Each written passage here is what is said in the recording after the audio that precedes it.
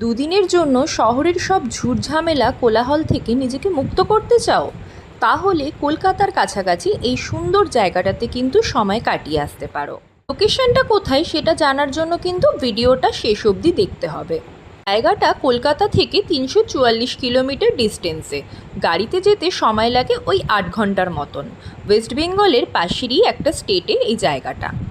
এমনিতে তো জায়গাটা অপরূপ সুন্দর, কিন্তু বর্ষায় এর সৌন্দর্য যেন আরও বেড়ে যায়। চারিদিকে ঝর্ণা, পাহাড় আর সবুজে ঘেরা এই জায়গা।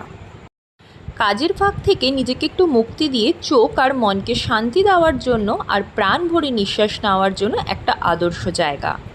আমি এখানে গিয়েছিলাম আগস্ট মাসে। এখানে যাওয়ার সবচেয়ে ভালো সময় হচ্ছে বর্ষার সিজন। আমরা কলকাতা থেকে ডিরেক্ট গাড়ি করে গিয়েছিলাম। আর এখানে নিয়ারেস্ট রেলওয়ে স্টেশন হচ্ছে কেন্দুঝাড়গড় রেলওয়ে স্টেশন। মেইন লোকেশনটায় এই স্টেশন থেকে গাড়ি করে পৌঁছাতে লাগবে ওই 10 মিনিটের মতন। কলকাতা থেকে গাড়ি করে আমাদের এখানে পৌঁছাতে সময় লেগেছিল ওই 8-9 ঘন্টার মতন। আমরা গাড়িতে রাত 1টা নাগাদ রওনা হয়েছিলাম কলকাতা থেকে, আর এখানে এসে পৌঁছাই ওই সকাল 9টা-10টা নাগাদ। আমরা সকাল সকাল হোটেলে পৌঁছে ফ্রেশ হয়ে রেডি হয়ে নিয়ে লাঞ্চ করে নিই। তারপর আশপাশটা একটু ঘুরে নিই। তারপর বিকেলের দিকে গাড়ি করে এখানে নিয়ারেস্ট ট্যুরিস্ট স্পট রানঘাগড়াতে এসে পৌঁছাই। ওয়েদার সেই সময় মারাত্মক ছিল। চারিদিকে সবুজে ঘেরা সুন্দর একটা পার্ক, আর মাঝখানে আছে ছোট একটা লেক। আর পার্কের ভিতরেই সিঁড়ি বেয়ে উঠে যেতে হবে সানঘাগড়া ওয়াটারফলসের কাছে। এখানে ঝর্ণার আশেপাশে রেলিং দেওয়া আছে, তাই এই ঝর্ণায় নামা যাবে না, কারণ ঝর্ণাটা অনেক গভীর আর জলের ভালো স্রোত আছে বলেই সেফটির জন্য রেলিং করে দেওয়া হয়েছে। ঝর্ণায় নামতে না পারলেও স্পটে দাঁড়িয়েই কিন্তু ঝর্ণার জলের শীতলতা আর স্পর্শতা অনুভব করতে পারবে, আর সাথে এনজয় করতে পারবে চারিপাশে সবুজে ঘেরা প্রাকৃতিক দৃশ্য আর সৌন্দর্য। আর পার্কে বাচ্চাদের নিয়ে সময় কাটানোর জন্য অনেক রাইডস আছে, তাই ফ্যামিলি ট্রিপের জন্য কিন্তু এই ট্যুরিস্ট স্পটটা একদম পারফেক্ট। এইবার তোমাদের জানাই জায়গাটার নাম। জায়গাটা হচ্ছে ওড়িশার নর্থন সাইডে অবস্থিত ছোট একটা জেলা কেওনঝড়।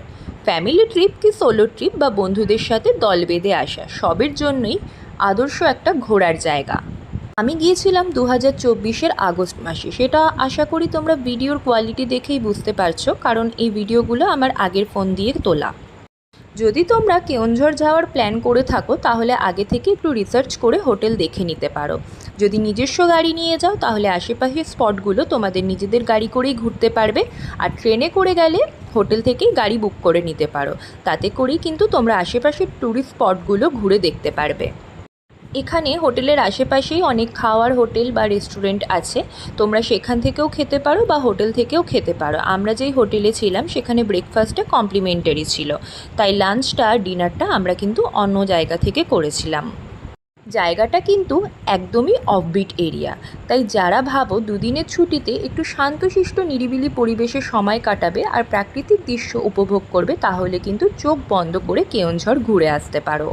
আজকের মতন এই ভিডিওটা আমি এখানেই শেষ করলাম। পরের দিন তোমাদের সাথে আমি শেয়ার করব কেওনঝড়ে আর কী কী টুরিস্ট স্পট আছে আর জায়গাগুলো কীরকম। এখনের মতন বাই।